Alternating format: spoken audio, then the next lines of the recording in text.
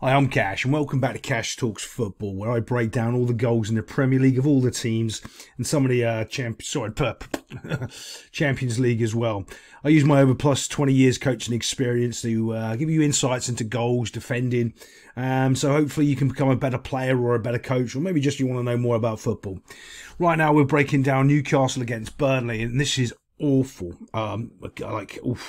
Wait until you see this one.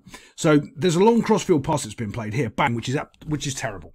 Right, so I see some idiot YouTubers. They got mad followings on their channels, and they talk about how they get out their little triangles and they do their little things and they explain systems and formations. They know nothing about football, genuinely. And one of the comments they make is like, "Oh, this player over here is making this player step forward." No, he's not, because the ball's over here. And genuinely, this is a perfect example when the ball's travelling in the air, so this player that's miles away can get there.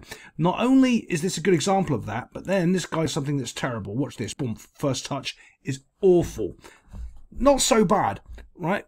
But then he makes it even worse. This is the even worse part. Do you see how he's jogging casually there, and he's not trying to get the ball under control and get it back? He is in danger and he doesn't even realise it. So genuinely, when you see a player like this and you see this long ball, waving ball over, the person trying to win the ball can come up behind and pressure him to making a mistake, right? And that's why you don't really want to get touch tight to those players out there on their own, because as soon as that player comes down, he can close it and make the guy make a mistake. Well, he's done that anyway. So as he's made that mistake, watch, boom.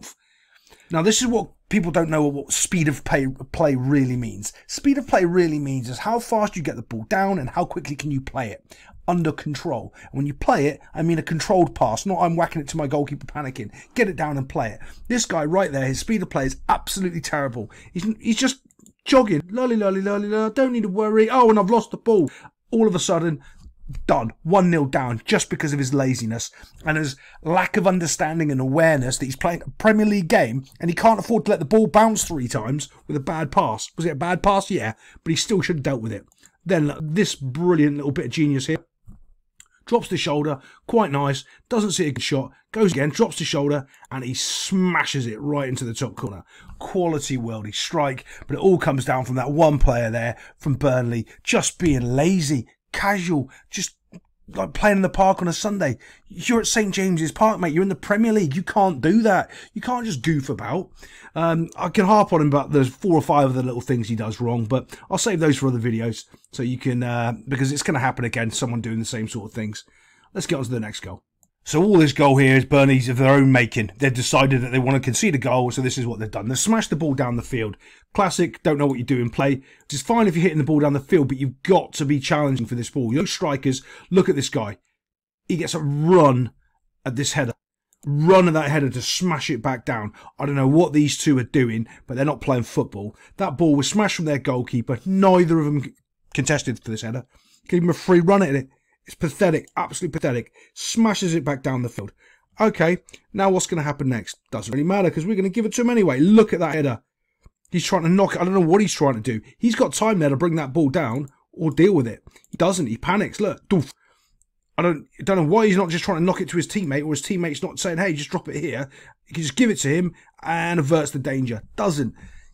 Gives it to the Newcastle player again. That's 1 from the goalkeeper, 2 from the strikers, 3 mistakes from this guy. And what have I always told you? 3 mistakes happen in a row, chances are they're going to get a goal. Let's have a look what happens next. Bump goes in for the kill, just for the final blow. Finish him. I should do a better voice. Finish him. And he finishes him. Bump gets the penalty, because it's the Premier League and you can't tackle. I'm actually not quite sure on this one. I'm 50-50 on both ways. That's why I don't really like doing these penalties. Let's have a little look at this VAR. And here we go. He kind of touches the ball, but he gets the player before the ball. He's coming from the side, and that's the issue, really. Let's watch this. Bosh. He kind of gets the ball, but he gets way more at a player. And, of course, they kick it in the net box, making it 2-0. But there we see. Newcastle aren't going to accelerate through this season and do better than they did last season. They're not going to make the top 4. They overachieved last year, and everyone was too scared to admit it, but they did. They didn't buy enough good quality players, and playing midweek and in the Prem, it's going to be too much for them. They're going to struggle this season, but they will. When I say struggle, comparatively to last year, they'll still be in the top half of the table, but not as good as last year. I'll see you next time on Cash Talks Football.